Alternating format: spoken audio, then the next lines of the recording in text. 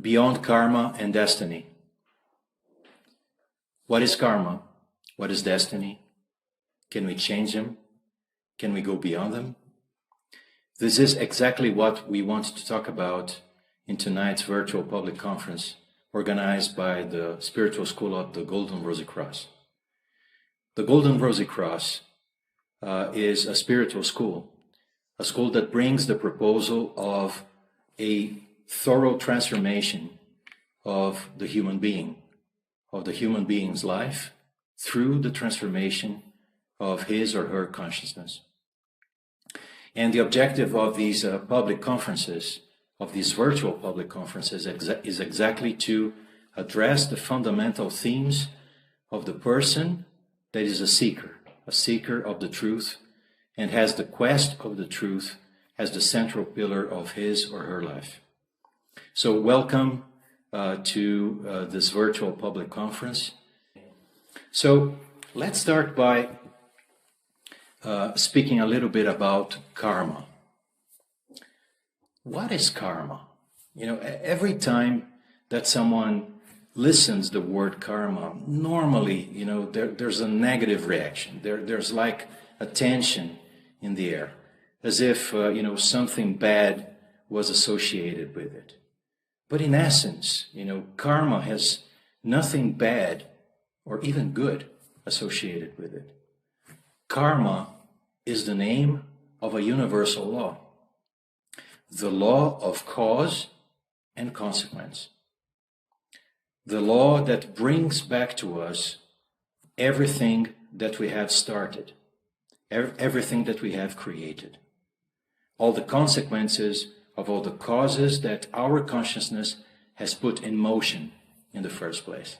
So, as we said, in essence, karma is a neutral, perfectly neutral affair based on true universal justice law that only brings back to us the consequences of the causes of the actions that we have created.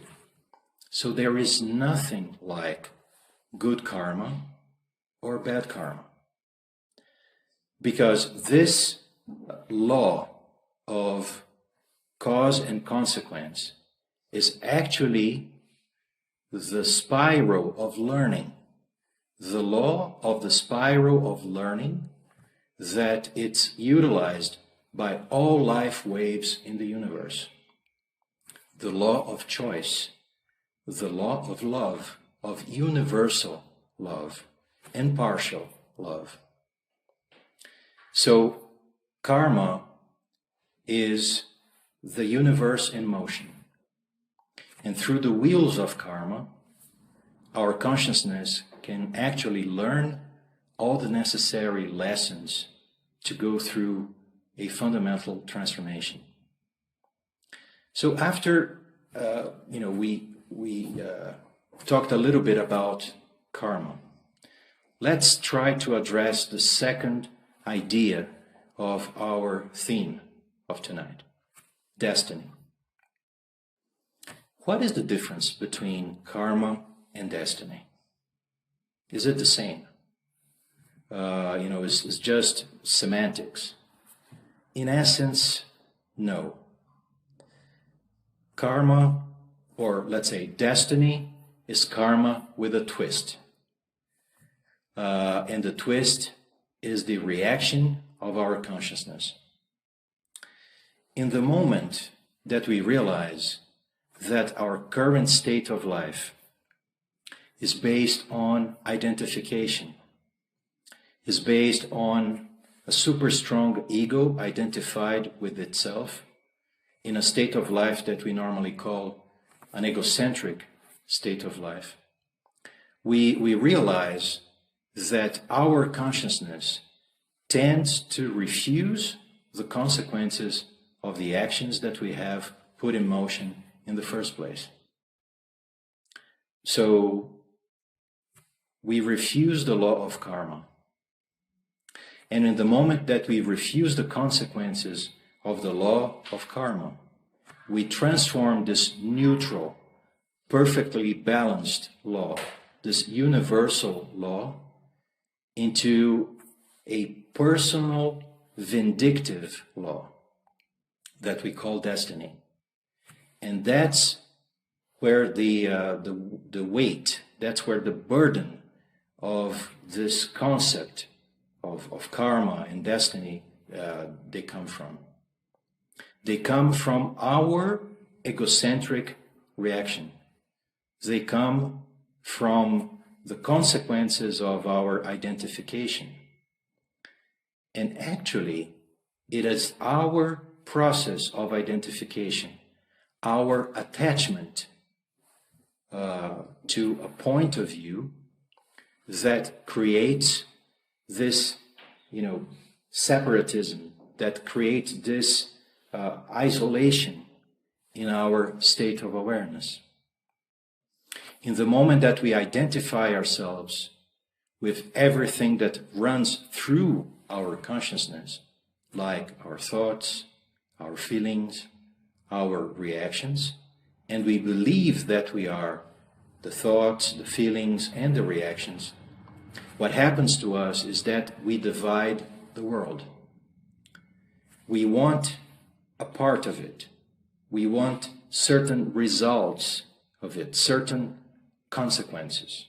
So we don't exactly accept the natural, true consequences of our actions, but we want only a piece of them, only a part of them. And this part of the consequences that we, so badly want is what we call, quote unquote, good. And the other side of these consequences that are also a part of, this broad law of karma, but that we reject because we don't identify ourselves with it, we call them evil. So good and evil actually don't exist outside of ourselves. They are a phenomenon of ego. They are a phenomenon of identification. Certainly, there are, common values for a society to live in harmony and to live in balance. We are not talking about those basic values of life because they are already in the basis of our existence. We are talking about those very specific, those very particular concepts of good and evil that actually split each human individual into two, at least. And that is the root of suffering. Because, all the consequences of our actions, they come as a whole. But we only, symbolically speaking, want half of it. So then our lives become, the scale with good and bad, with good and evil, that perfectly match, that perfectly balance themselves, because the universe is in balance. So that's how the law of karma becomes, the neutral law of karma becomes the vindictive personal law of destiny.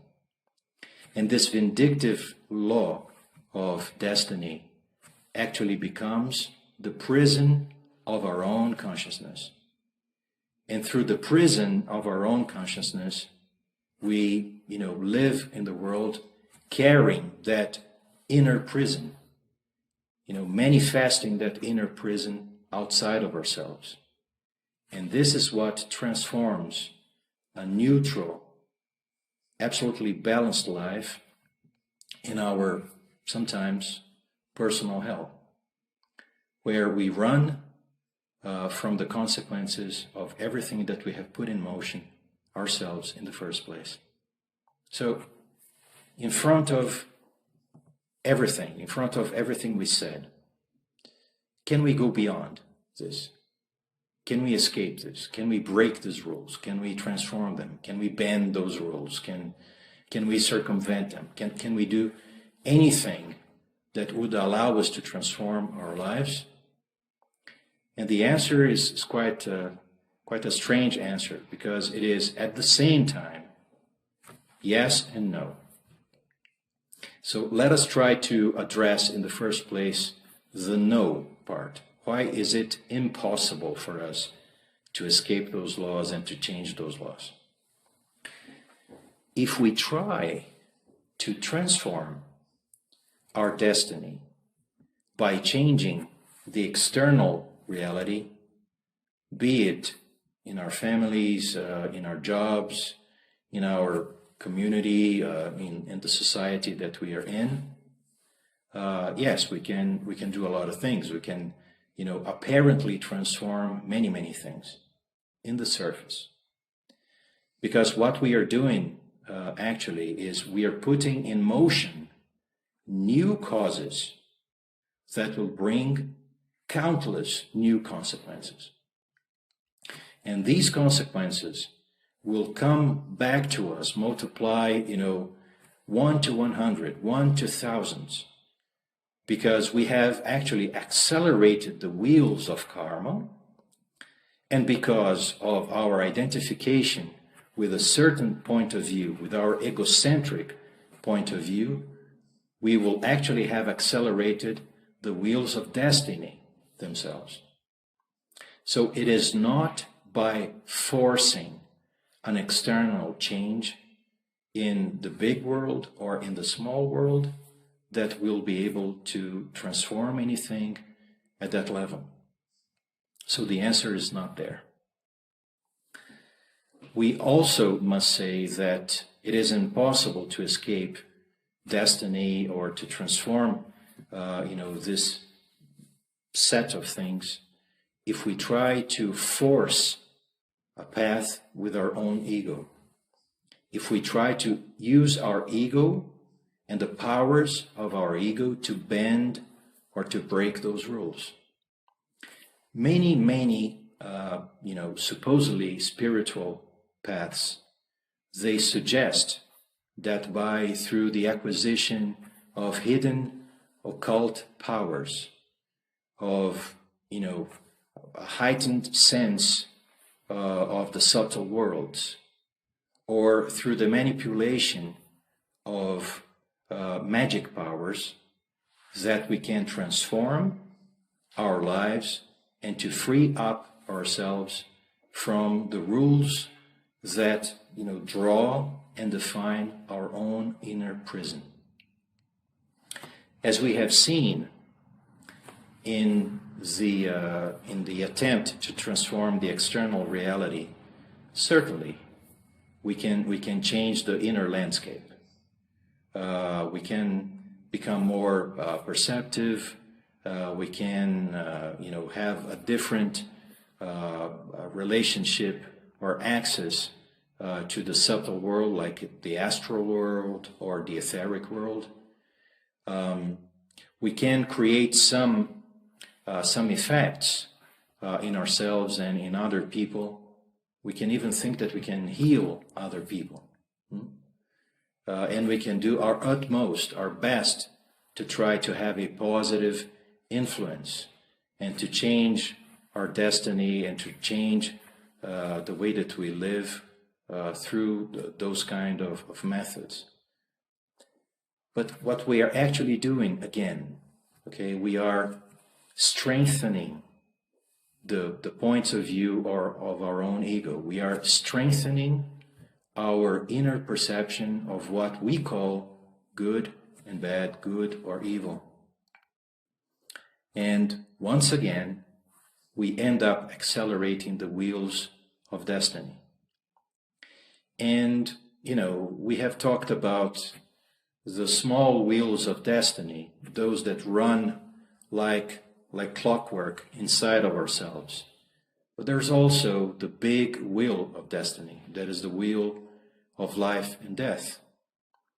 And this big wheel is what defines the bigger prison of our real being, of the real, eternal, universal being that we live within.